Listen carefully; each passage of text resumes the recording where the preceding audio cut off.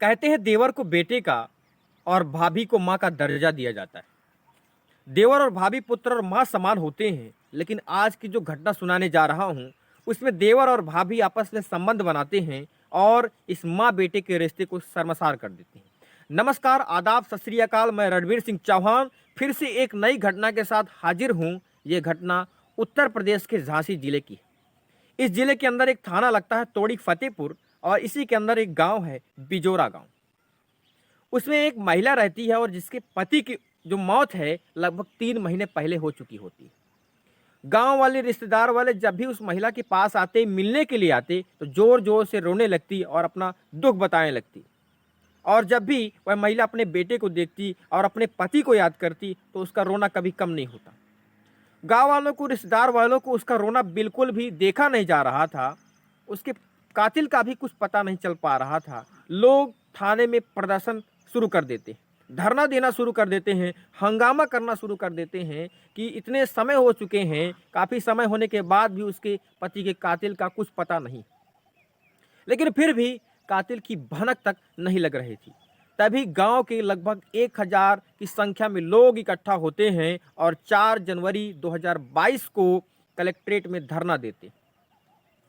तभी प्रशासन की सांस फूलने लगती है, प्रशासन के अधिकारी परेशान होने लगते हैं और उस महिला के पास पहुंचते हैं और हाथ जोड़ करके माफ़ी मांगने लगते हैं। कहते हैं कि भले ही देर हो चुकी है, लेकिन पुलिस प्रशासन कातिल का पता लगाने में लगा हुआ है और जल्द ही कातिल को पकड़ लिया जाएगा।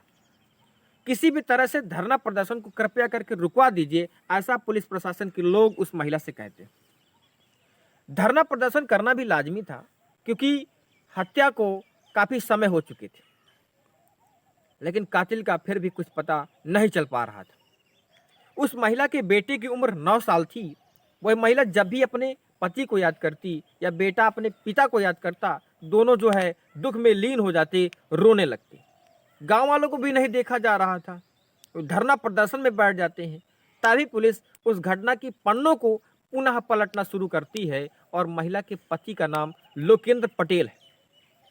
उम्र 30 साल है, लेकिन जो पति के हत्यारे बताए जा रहे थे वे अभी भी पुलिस के हाथ नहीं लगते। एक बार 30 सितंबर 2021 लोकेंद्र अपने खेत से जो है घर की ओर जा रहा था, तभी रास्ते में उसकी किसी ने धारदार हथियार से मार करके हत्या कर दी थी।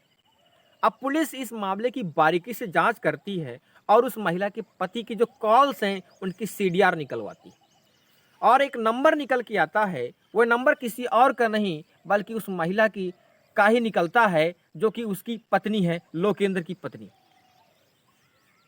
उस महिला का नाम राम कुमारी है। उसकी उम्र 28 साल है। 10 साल पहले इन दोनों की धूमधाम से शादी होती है, एक बच्चा भी पैदा होता है। वे दोनों अपने बच्चे के साथ खुशी से रह रहे थे कि अचानक लोकेंद्र पटेल की हत्या कर दी जाती है। ये मामला बढ़ता ही जा रहा था, पुलिस पर दबाव बढ़ता जा रहा था। तब पता चलता है कि लोकेंद्र की पत्नी राम कुमारी के पास भी एक मोबाइल होता है जिसकी सीडीआर अभी तक पुलिस ने नहीं निकलवाई थी। जब उसकी भी सीडीआर निकलवाई जाती है तो हैरान कर देने वाली, चौंकाने वाली घटना सामने आती है। इतनी शर्मसार कर देने वाली घटना सामने आती है। ये महिला 11,374 मिनट दिन और रात किसी व्यक्ति से बात करती थी। दरअसल वह व्यक्ति कोई और नहीं बल्कि उस महिला का देवर यानी लोकेंद्र का चचेरा भाई था। अभी तक कातिल के बारे में कोई सुराग नहीं पता चला था, तो पुलिस अंधेरे में तीर मारती है और लोकेंद्र के चचेरे भाई को हिरासत में ले लेती है। इसके बाद जब पुलिस राम कुमारी के पास उसको लेकर पहुंचती है और कहती है कि हमें तुम्हारे देवर ने सब कुछ बता दिया है, आदर्श हमारे पास है, उसने सब कुछ बता दिया, तब महिला अंदर से हड़बड़ाने लगती है, घबराने लगती है, उसके रोंगटे खड़े हो जाते। उस महिला को लगने लगता है कि शायद आदर्श ने पुलिस को सब कुछ बता दिया।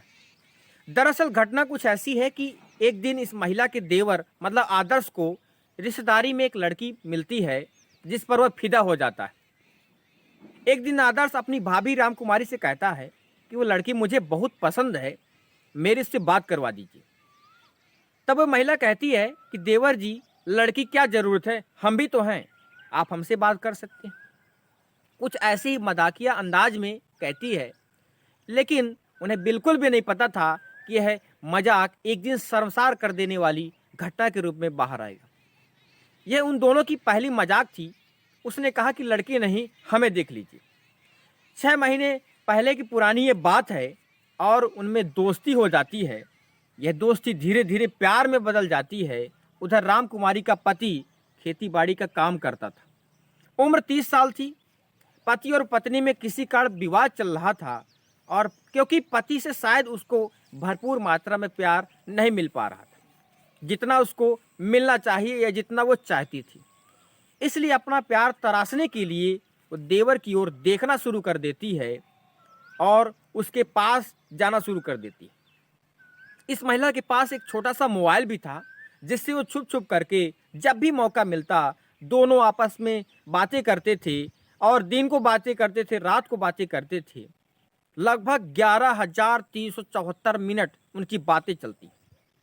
जब भी वो टाइम मिलता तो आपस में प्लानिंग कर लेते और मिलते थे और मिलने के बाद आपस में संबंध बनाते थे। कभी खेतों में तो कभी घर में, जहां मन चले इनका मिलना होता था। इनके बीच अवैध संबंध बनते थे।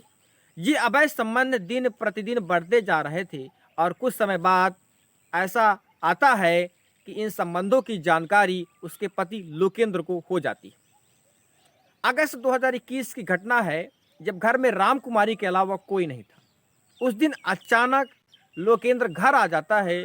घर का दरवाजा बंद था लेकिन लॉक नहीं था और घर के अंदर जैसे ही लोकेंद्र की एंट्री होती है वह गुनगुनाता हुआ घर के अंदर अपनी मस्ती में बेडरूम में प्रवेश करता है। तब अपने चचेरे भाई को और पत्नी को बेड पर नग्न अवस्था में पाता है।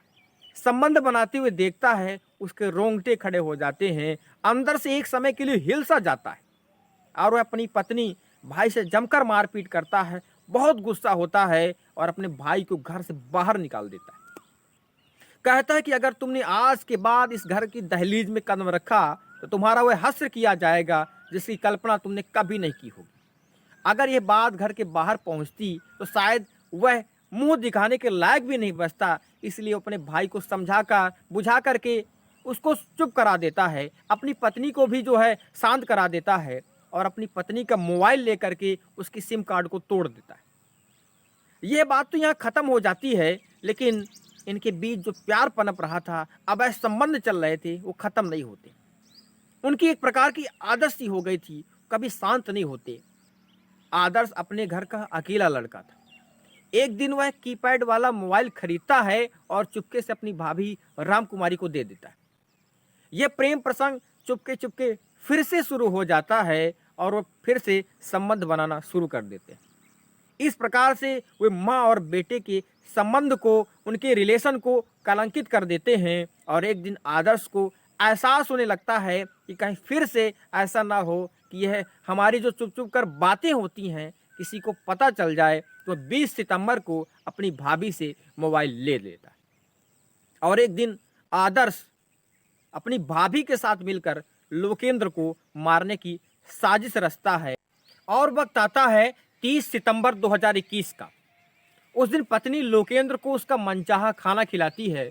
दोनों प्यार से रहते हैं और दिन भर खेत में काम करते रहते हैं। जब शाम का वक्त होने लगता है, थोड़ा थोड़ा अंधेरा होने लगता है, दोनों घर की ओर प्रस्थान करते हैं।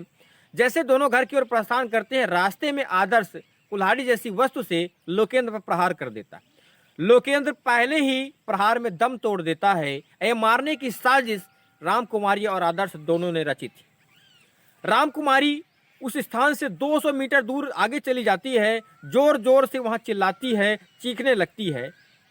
लेकिन जब उसे लगने लगता है कि शायद हम पकड़े जाएंगे तो फिर वहां वापस आती है उस स्थान पर और जोर जोर से रोते हुए गुहार लगाती है कि मेरे पति की हत्या कर दी गई।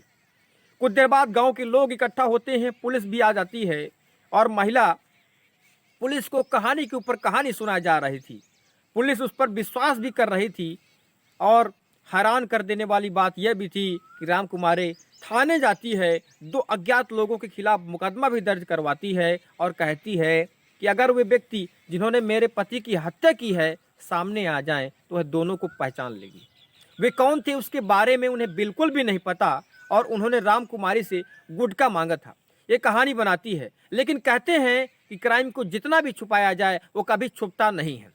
और 5 जनवरी 2022 को महिला को और उसके देवर को गिरफ्तार कर लिया जाता है और उन्हें जेल भेज दिया जाता है। इस एपिसोड में इतना ही। मिलते हैं अगले एपिसोड पर। यदि वीडियो आपको पसंद हो तो लाइक करिए, चैनल को सब्सक्राइब करिए और अपना सपोर्ट बना करके रखिए। नमस्कार।